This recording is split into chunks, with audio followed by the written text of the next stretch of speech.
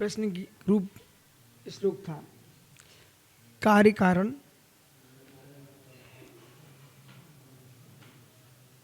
अवयव अवयवी गुण गुणी इनमें एकदम भेद ही मानता है नैयायिक वैशेषिक। यदि आप भेद ही मानते नैयायिक अवयव अवयवी, तो अवयव अवयवी यानी अंग अंगी, अवयव अवयवी यानी अंग अंगी। तो आपकी बहुत सारी विषमता खड़ी हो रही है। संज्ञा लक्षण प्रयोजन इस शब्द पर ध्यान देना। संज्ञा लक्षण प्रयोजन की दृष्टि से भेद है, इस भेद को समझते जाइए। अधिकरण की दृष्टि से आपने भेद कर लिया। भेद यानी युत सिद्ध, भेद यानी युत सिद्ध। यदि आप मीमांसा पढ़ रहे हो तो ओठ मत चलाओ सोमसागर। ये आपने भेद कर दिया, और भेद करके दूध, अब इनका द्रव्य क्षेत्र काल सब बदल गया। क्या ऐसा अंगंगी में भेद है? यदि ऐसा अंगंगी में भेद मानते हो तो अंग कौन अंगी कौन?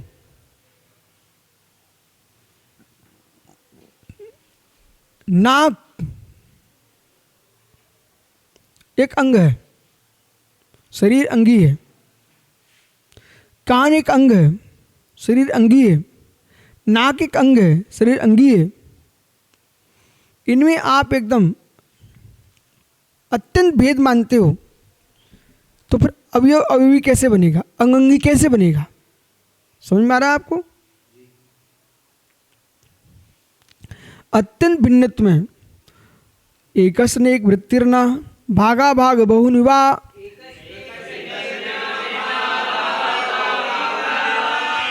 भागत्व नेकत्वम दोषो वृत्ति न रहते।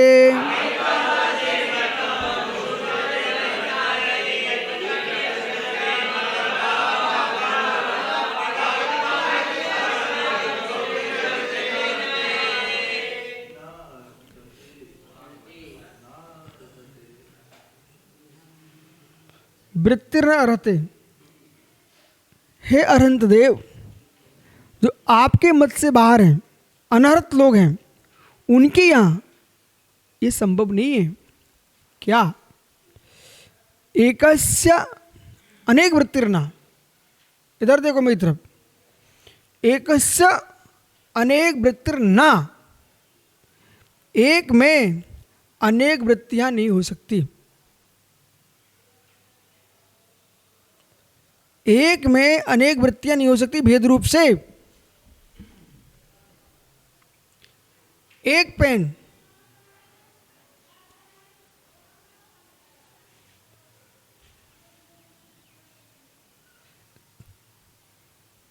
इसको आपने भेद कर दिया, दूर कर दिया, एक रबड़ अलग होगी, इसको अलग कर दीजिए, आप इसको अलग कर दीजिए, फिर यह अलग करते चले जाइए।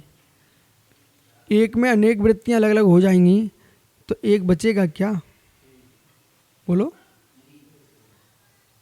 एकस्य अनेक वृत्तिर्ना, ए सारस्वत जी, एक में अनेक वृत्तिर्ना मतलब क्या है? एक अंग है, एक अवयवी है, उसके अवयवियों को आप संज्ञा लक्षण प्रयोजन से भिन्न मानते हो, तब तो बनता है। लेकिन बिल्कुल भिन्न नहीं करके देख रहे हो, विभाग कर रहे हो, भेद कर रहे हो, पृथक पृथक कर रहे हो, तो एक में अनेक की वृत्ति कैसे हो सकती है? बराबर। प्रणव, भागा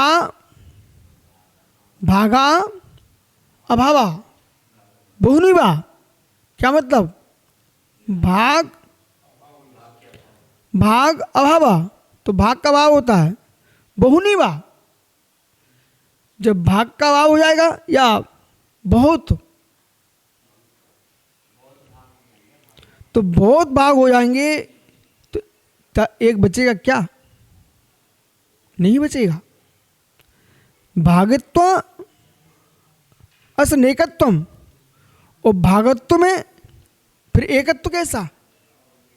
दोषो, भागत्व में एकत्व का होना दोष है। किनके यहाँ? वृत्ते नारहते, अनाहर दर्शन वालों के यहाँ ये वृत्ति में दोष है। समझ में आया ना? कठिन दिखता है यहाँ पर, लेकिन बहुत सरल है। अब मेरी तरफ देखो तो समझ में आएगा। ये शरीर है, ये शरीर है। हम संज्ञा लक्षण प्रयोजन से भेद मानते हैं, इसलिए कान अलग है, नाक अलग है, नेत्र अलग है, मस्तिष्क अलग है, जिह्वा अलग है, अंगुलियां अलग हैं, इस हाथ के अलग हैं, इस हाथ के अलग हैं, पैर की अलग हैं, पीठ अलग है, 8 अंग अलग अलग हैं, लक्षण भी अलग अलग हैं, स्वरूप भी अलग अलग है, स्वरूप भी अलग अलग है, सबकी वृत्तियां अलग अलग हैं, लेकिन सबका अधिकरण एक है। इसलिए साथ एक साथ अनेक, यहां तो घटित हो रही है। अब आप यूं कह रहे हो जो गुण गुड़ी है, कार्य कारण है, अवयव अवयवी है, ये अत्यंत भिन्न है। अत्यंत भिन्न है तो कान बाहर रख दीजिए। तो जब बाहर हो गया तो ऐसे एक एक अंग सब अलग हो जाएंगे, तो एक में वृत्तियां कैसी होंगी? फिर नहीं हो सकती ना। इसलिए हमारा जो दर्शन है, जैन दर्शन, वो कहता है कि सर्वथा एकांश से भिन्नत्व तो नहीं है। भिन्ना भिन्न कथंचना, भिन्ना भिन्न कथंचना, कथंचित भिन्नत्व है अभिन्नत्व के साथ। वस्तु नहीं बचेगी। अब आइए, अब ये की व्याख्या होगी। अब हम चलते कार्य कारण। तो कार्य कारण में यहाँ कौन सा कारण लगाना? उपादान कार्य कारण। कौन सा लगाना है? उपादान कारण कारण। जब उपादान कार्य कारण को भिन्नत्व दिखाएंगे तो न कार होगा न कारण होगा। उपादान कार्य कारण एकत्वभूत है। जैसे कि ज्ञान अज्ञान के नाश का कारण है, उपादान कारण है, तो भिन्नत्व क्या? चेतन से एकत्वभूत। भिन्नत्व करके देखते हो तो कारण कारण नहीं बनता।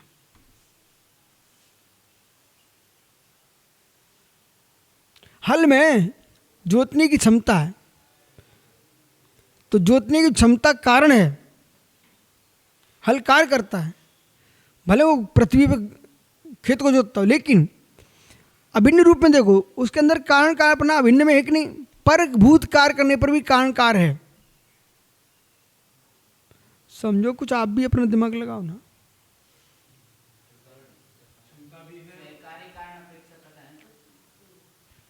नहीं, सहकारी कारण होने पर भी स्वयं के अंदर कारण कार्य है। उसके अंदर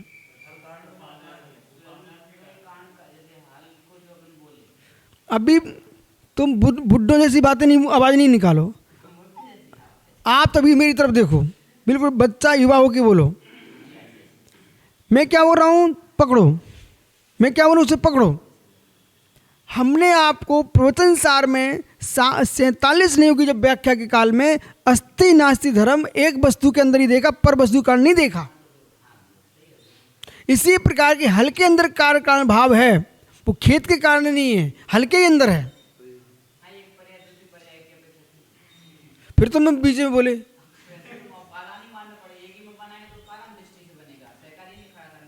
सहकारी खड़ा मत कीजिए, पहले उसको आप उसके अंदर ही खोजिए। अब सुनिए कैसे, नहीं कैसे, सुनो बेटा, सुनो सुनो सुनो, हम आपको दिखा रहे हैं, अभी प्रयोग करके दिखाएंगे। इधर देख मेरी तरफ भाई, हल क्या है? हल क्या है? वस्तु, अपने आप में कार्य है, अपने आप में कार्य है वो बेटा। बढ़ई को बनाना था लकड़ी से, हल बन चुका, उसका काम पूरा हो गया, वो कार्य है कि नहीं? इनको समझ में नहीं आ रहा, घोर आश्चर्य है। अभी अभी आप समझो वो खेत को छोड़ दीजिए, आप जो बोलिए हल कारण कार्य है कि नहीं? हम्म? ह- अपने आप में कार्य है कि नहीं? अपने आप में हल कार्य है। प्रत्येक द्रव्य की वर्तमान कार्य पर्यायवाची कार्य है। बोलो बेटा। हाँ, आप अभी ये देखो हल कार्य है कि नहीं? आप मनुष्य हो, कार हो कि कारण? ठीक है, तुम जैनी हो, तुम जैनी अपेक्षा के बिना बोले जी नहीं पाते हो, लेकिन कुछ कुछ तुम्हारी अपेक्षाएं ना समझ की हो जाती हैं। ठीक, बहुत ठीक कह रहे हो। अब तुम अब बोल दिया, अब समाप्त हो गया ना आपका विषय। अब मेरा दो टूक जवाब दीजिए, आप कार हो कि कारण? बोलो अब। फिर तुम अपेक्षा लेके आ गए। ये अपेक्षा, तुम बच्चे हो क्या? हम बच्चे दिख रहे तुम्हारे लिए? आप समझो, आप समझो, हम आपको लघिस्त्री, ओ भाई, लघिस्त्री भी पढ़ा रहे हैं आपको। तो लघिस्त्री ग्रंथ में आपने देखा है कि बिना अपेक्षा के भी अपेक्षा होती है वहां। अप्रयोग तो भी सर्वत्र। हम आपको बहुत बड़ा पंडित बना रहे हैं, हम आपको बहुत बड़ा पंडित बना रहे हैं। आप ये नहीं सुना, आपको मैं बीच में क्यों टोक रहा हूं? डांटने के लिए नहीं टोक रहा, विश्वास मानिए, इसलिए टोक रहा हूं कि आपको लघु स्त्री का वो शब्द भी ध्यान रखना है। अप्रयुक्तोपि सर्वत्र, अपेक्षा तो बिना प्रयोग किए सर्वत्र होती ही है। अब आपने लगा ली अपेक्षा, खुश रहो, प्रसन्न रहो। अब मैं आपसे पूछ रहा हूं, साक्ष सागर जी, आप मनुष्य हो, कार हो कि कारण? वर्तमान में आप क्या हो?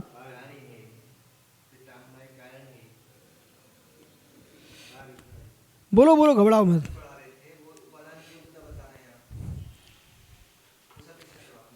तो वो भी हमें मान लिए कार है वो।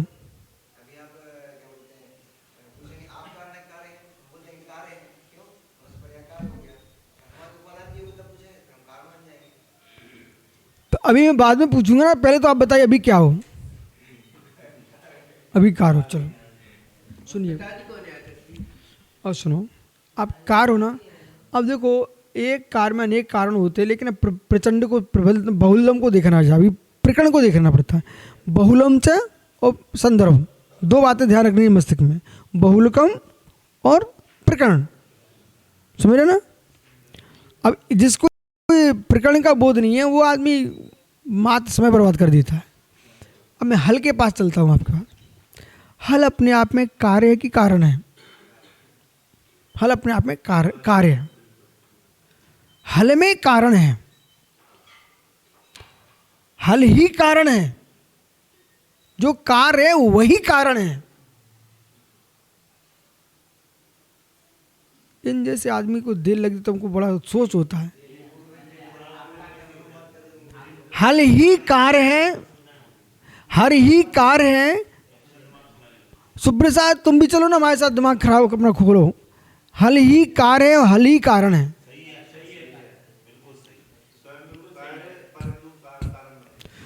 सम्य, सम्य वो कारभूत है और सम्य ही कारण है। सम्य कारण है, इसलिए दूसरे कारण बनेगा। सम्य कारण अपना उसके अंदर न हो तो कारण दूसरे बन ही नहीं सकता। उस कारण को आप योग्यता बोलते हो, आप लोग उस कारण को योग्यता बोलते हो। जो हल है वो जोतने के लिए कारण है, सम्य वो कार्य है, हल कार्य है, और वही हल के अंदर ही कारणपना है। कारणपना उसके अंदर नहीं होता तो अगला कार्य नहीं कर सकता जोतना। अब सुनो, जो हम अगला कार्य है उसे तुम कारण के रूप में देख रहे हो, हल का जो कार्य है उसे तुम कारण देख रहे हो। हल, हल सम्य होना रूप कार्य हो चुका है, हल से कार्य होने वाला है, उसे तुम कारण देखते हो। अरे मेरी भाषा को समझो, मैं क्या बोल रहा हूँ समझो, आप विश्वास रखो, मैं जो बोल रहा हूँ ध्रुव सत्य बोल रहा हूँ, आप समझ नहीं पा रहे हो। हल जो है? आ गया? समझाइए। हाँ, वो-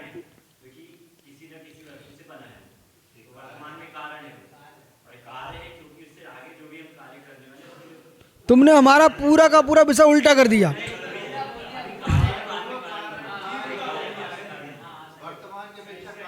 सुनो, अब यहाँ आपको ये बोलना चाहिए एक वस्तु अनंत धर्मात्मक है तो तुम तो समझ बच सकते हो हमसे।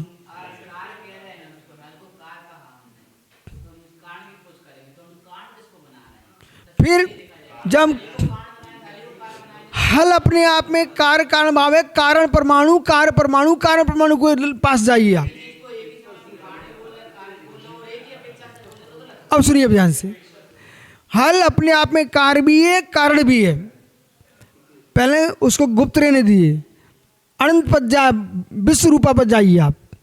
समझ रहे नहीं आप बच्चे थोड़ी, अब विश्व रूपा पर जाइए। अब हल अपने आप में कार्य है।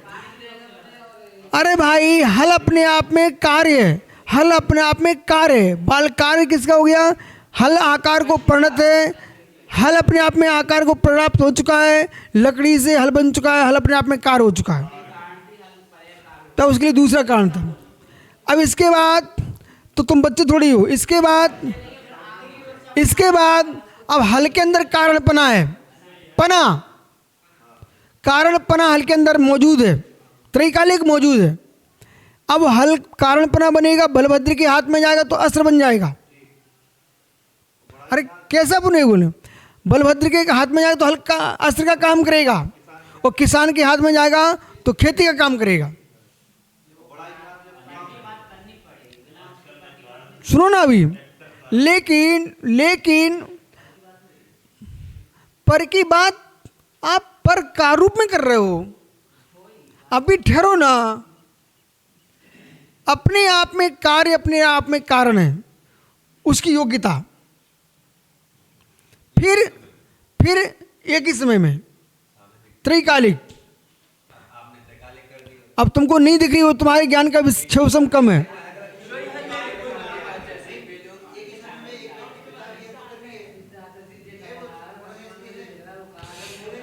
इसके बाद हम कारण कार्य को देख करके हल में देख लिया। अब फिर से हम हल का कार्य बताते हैं। जो हल का कार्य है उस कार्य के लिए हल कारण बन जाता है। हल का जो कार्य है, आप लोग किसान होकर के, निर्मित सागर कहाँ है, किसान होकर के ये नहीं समझ पा रहे हो। हल का जो कार्य है, हल का जो कार्य है वो खेती के लिए कारण है। हल का कार्य क्या है? खेत जोतना। वो किसान के लिए हल कारण बन रहा है। जैसे पिच्छी है, हमारे लिए संयम का साधन है, मंत्रवादी के लिए मंत्र झाड़ने का कारण है। अब ये कारण भी है कार्य भी है। ये पेन है, ये कार्य भी है कारण भी है। पेन पर्याय उत्पन्न हो चुकी कार्य है, इसके अंदर योग्यता लिखने की एक समझ ना, तो अर्थ के रूप में तो कारण है। इसके उपरांत लिखना ही इसका जो कार्य है, इसका जो कार्य है वो तुम्हारे लिए कारण है। ठीक है, आइए, मतलब समझाने के लिए एक दो दृष्टांति बहुत है, बाकी कारण कार्य व्यवस्था के बिना कोई कार्य होता नहीं।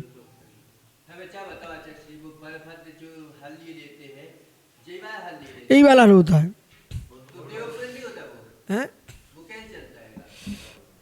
हल यही होता है, समझ ना। उसका प्रयोग वे अस्त्र के रूप में करते हैं, हलधर है तो उनको हलधर कहते हैं। ठीक है ना। और उनकी रूढ़ी, उनके पद की बलभद्र हैं, हलधर। देखो भैया, हल के अंदर कितना वो रहता है, देखा आपने, लोगों का लगा रहता है। और वो आदमी लगा है, मारे सिर पे तो आदमी तो प्राणी निकल जाए।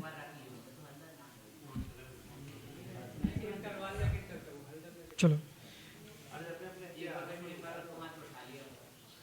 भाई, या तो एक कैमरा हटा दो या फिर शांति से सुनो। कितना रहस्य सरल है, श्लोक सरल है, श्लोक कठिन है, क्योंकि ये श्लोक आचार्य महाराज ने लिखा है, ये पहली के रूप में लिखा है। एक अवयवी, एक अवयव में आधे कारस्य घटादि अनेकेषु।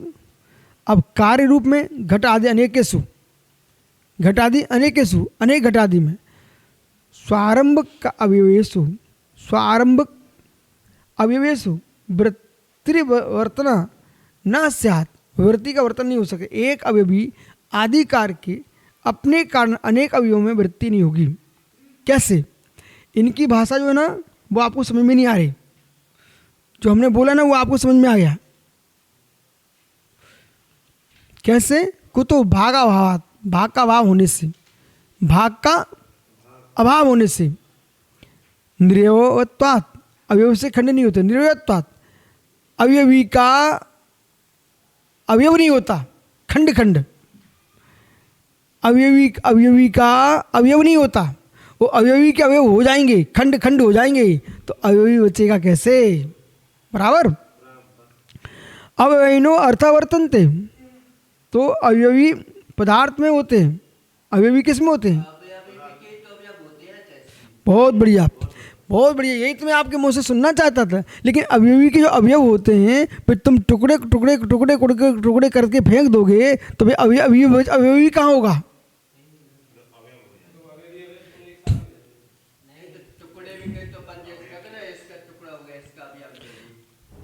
वो अलग विषय है। अभी तो आप ये देखो वस्तु की अखंड पता पे आई, आपके शरीर में अवयव, आपका शरीर अवयवी है, आपके नाक का अवयव है, इन्हें अलग कर दोगे क्या? एक ही विचार नहीं करना आपको। लक्षण प्रयोजन संज्ञा की अपेक्षा से श्रद्धा में आपको भिन्न तो दिख रहा है, लेकिन अधिकरण में आपको एकत्व भी दिख रहा है।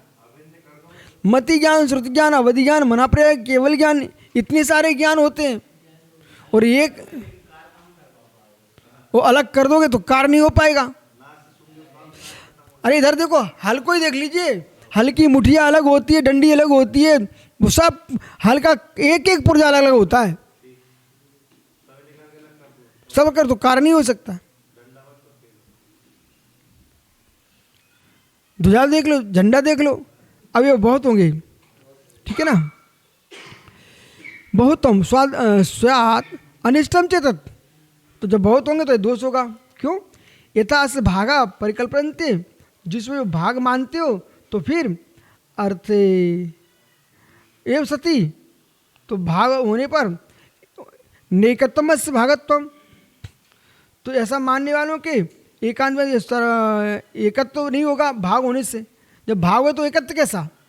और तस्मात् अनहरत मते, ऐसे अनर्थ मत, अनंत भगवान के मत को नहीं मानने वाले जो लोग हैं ना, ऐसे अनर्थ मते वृत्तिर विकल्पस्य, मानो कि यहाँ एकांत सर्वात्मा वृत्ति विकल्प में सर्वात्मा ने एक दर्शने ना, तो सर्वात्मा अथवा एक आदेश रूप से प्रवृत्ति होने पर दोष ही होगा, सर्वात्मक नहीं होगा, एकात्मक भी नहीं होगा, ठीक है। अरहत पुनर्त मत है, परंतु अरहंत मत के में पुनः सर्व युगपतम अनेकांतात, क्योंकि अरहंत मत के तो अनेकांत वाक्यान कथनचित भेद अभेद दोनों ही देखे जाते हैं। अब मेरी भाषा में सुनिए, यहाँ पर ये कह रहे हैं अरहंत मत में इसी आप्तमीमांसा में आगे श्लोक आने वाला है, संज्ञा सूत्र श्लोक सुनाइए।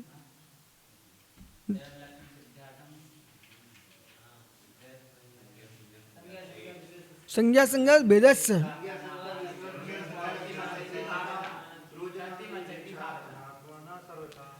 तो ये जो श्लोक है ये आचार्य कुंद स्वामी ने प्रवचन सार में इसका विशद वर्णन किया है तत् अतत् कह करके।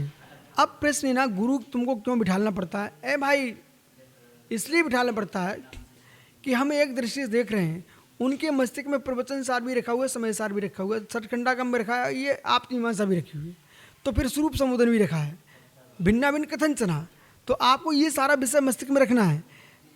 और संज्ञांतर हो जाता है, कभी कभी संज्ञाएं बदलती हैं और वस्तु नहीं बदलती, संज्ञा बदलती है। अभी अभी आपके पिताजी आए हैं तो क्या बोलेंगे? मेरा बेटा है महाराज जी, ठीक है। भाई आए तो कहेगा भाई है, मैं कहूँगा हमारा शिष्य है। सबके प्रयोजन बदल गए लेकिन वस्तु नहीं बदली।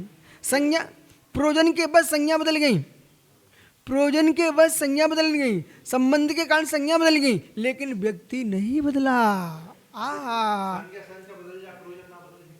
पहले समझिए आप, संज्ञा संख्या बदल जाए तो वो उसमें पर्यायवाची आएगा, फिर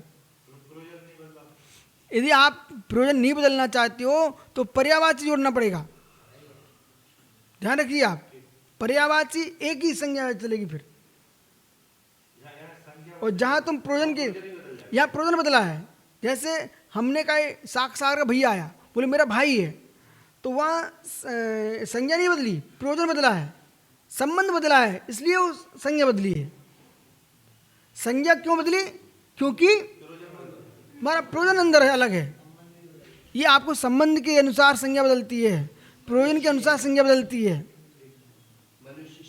ठीक है, शेष आगे विचार करेंगे। आज का विषय गंभीर है, इस पर चिंतन